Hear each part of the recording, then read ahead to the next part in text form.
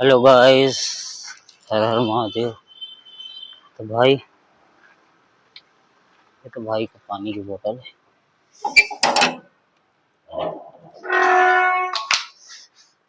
Change होती रहती है समय समय पे।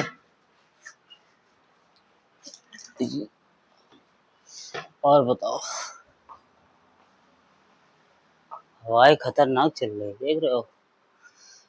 देख रहे हो क्या ही हवा है, पेड़ के हिलने के उसमें से आप बता सकते हो क्या ही हवा चल रही है। यही नहीं, सब जगह सब हिल रही है। ये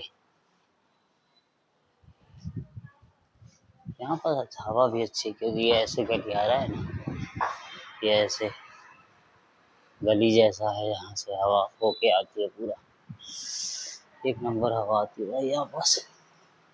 ये नहीं हिल रहा, ये कम हिल रहा है। ये भी हिलेगा, ये तो ना हिलेगा भाई, ये कुछ ज्यादा ही टाइट था।